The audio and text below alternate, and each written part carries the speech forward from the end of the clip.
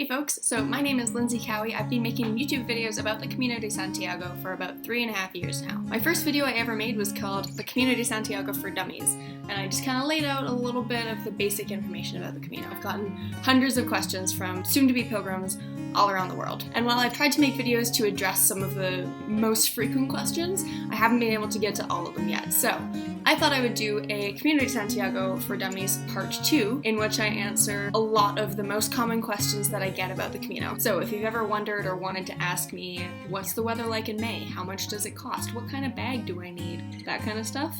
Here we go. You finally get those answers. Number 1, do I need to know Spanish to walk the Camino de Santiago? Absolutely not. Hundreds of thousands of people walk it every single year, and a good portion of those know no Spanish whatsoever. However, knowing a little bit, enough to get by, and to ask for your basic needs is going to really enrich your experience and make things a lot smoother and easier as well. So do a little bit of studying before you go, or bring a phrase book with you. Number 2, do I have to carry my pack the whole way to Santiago? Nope. While the majority of people do carry their bags the entire way, there are plenty of services that are offered along the way, especially on the Camino Frances, where they will transport your bag for you while you're walking, and your bag will be waiting for you at the next albergue. This is a great option on the Camino if you find yourself injured and need like a little bit of a break, but the vast majority of people carry their own bags. Number 3, what do you eat on the Camino? This is something that's going to be different for everybody, but a lot of people have the pilgrim meals or like the daily menus at the bars while you're on the Camino. This often comes down to things like pasta, a big salad, some lentil soup, a stew, and then a plate of beef and chips or fish and chips or chicken and chips, and then some flan to finish it off for dessert. But this is something that you can customize a lot if you stay in places that have kitchens, and you can make whatever you want. Number 4, how much training should I do for the Camino, or how fit do I have to be to walk the Camino? Really, you should try and do as much as possible before you go, especially if you're someone who doesn't do a lot of walking in your day-to-day life. However, the Camino is quite an extreme physical undertaking for most people. You just can't replicate the conditions that you're in on the Camino at home. So you can do as much training as you want and you still might end up with issues, but the more prepared you are, the less likely you are to have issues. So make sure you're comfortable in your pack and make sure you've broken in your shoes. Number 5, can I walk the Camino alone as a woman, or should I find friends to go with? Hey, I'm a woman. I've done it by myself.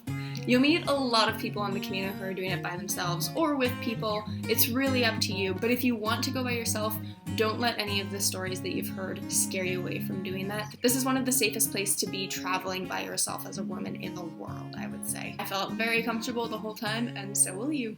Number 6, what size of pack should I get for the Camino de Santiago? This really depends on the person, and I would say focus more on the fit of the bag and the weight of the bag than the actual liter size of the bag. But typically most people carry somewhere between a 30 and 45 liter bag. You can go bigger than that or smaller than that, but just as long as it fits you and it's comfortable and it's not too heavy on its own, you can wear whatever you want.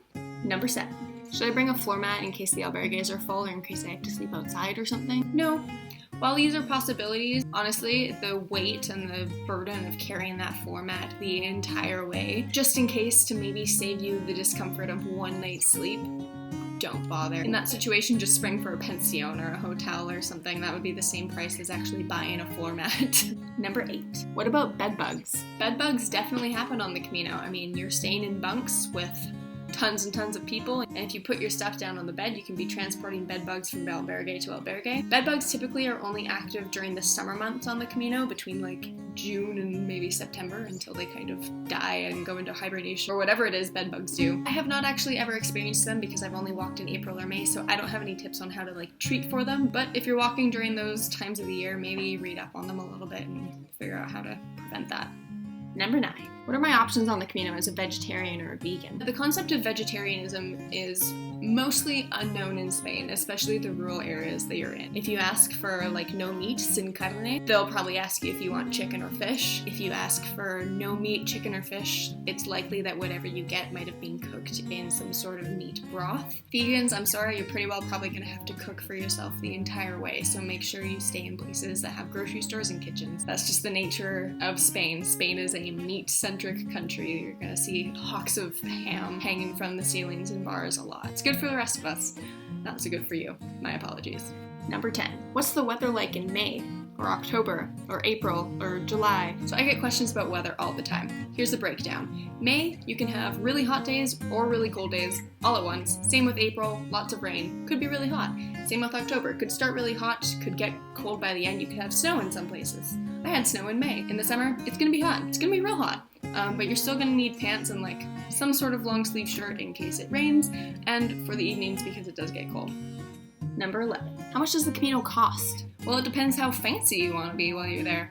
Most people, I would say, you can get away with about 30 euros a day, including all your food, the albergue, pretty much everything you need. But obviously you're going to need a little bit extra in case like your boots break, or in case you get sick and you have to be in a hotel, or things like that. But that's a kind of rough estimate, times 30 euros by however many days you expect to be there, by your local currency and your airfare, and there you go.